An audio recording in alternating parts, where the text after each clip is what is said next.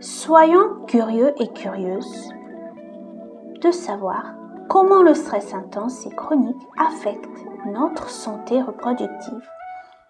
Branche-toi sur Éco-Nutri Fertile, le podcast qui plonge dans le monde fascinant de la fertilité.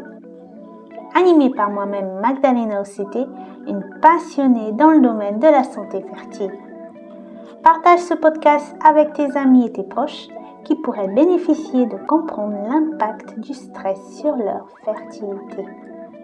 N'oublie pas de me suivre sur les réseaux sociaux pour les mises à jour et les discussions intéressantes. Allez, c'est parti! Comment le stress chronique affecte notre santé reproductive? Il faut savoir que certains professionnels médicaux affirment que le stress joue un rôle néfaste sur la fertilité et d'autres médecins ne sont pas d'accord, malgré plusieurs recherches qui le prouvent. Le stress et les effets du cortisol nous concernent tous. Alors, assieds-toi, détends-toi et explorons ensemble ce sujet. Commençons par comprendre l'impact chez les femmes. Le stress peut perturber le cycle menstruel, rendant l'ovulation imprévisible. Les femmes souffrant d'endométriose sont très touchées. Les symptômes s'aggravent sous l'influence du stress qui dure. Le tissu endométrial, qui normalement est censé tapisser l'intérieur de l'utérus, se développe aussi à l'extérieur en causant des douleurs intenses. Sans oublier celles qui souffrent du syndrome des ovaires polykystiques ou SOPK, une autre condition qui affecte les hormones. Et le stress peut conduire à des problèmes d'ovulation. Et la fertilité? Eh bien, le stress peut brouiller les signaux hormonaux essentiels à la conception. Du côté des hommes, l'histoire est aussi intrigante. Le stress peut être un obstacle à une fonction érectile saine, affectant l'harmonie sexuelle. L'homme aura donc du mal à avoir des rapports sexuels comme avant.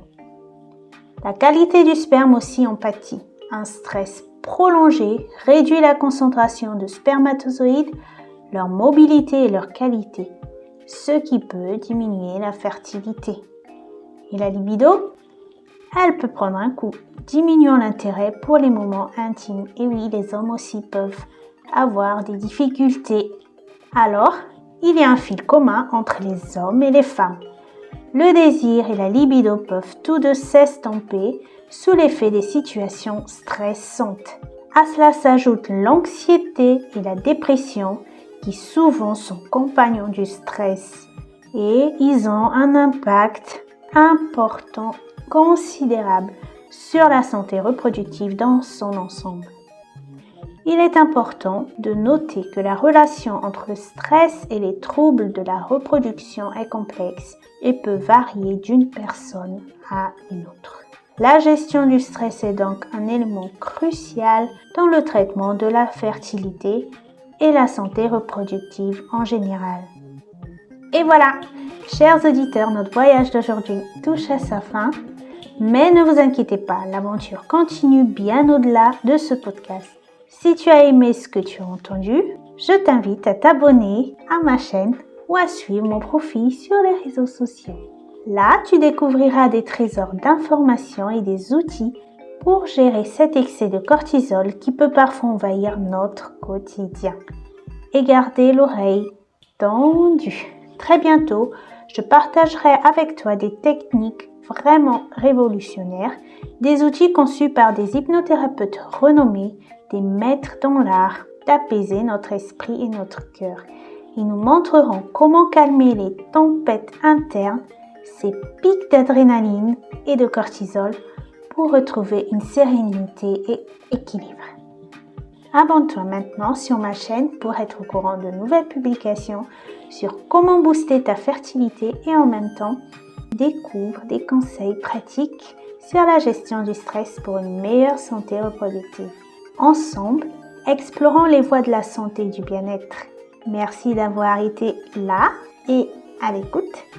Souviens-toi, prendre soin de soi, c'est le premier pas vers un monde plus harmonieux. À bientôt pour de nouvelles aventures sur les ondes de la santé fertile et du bien-être.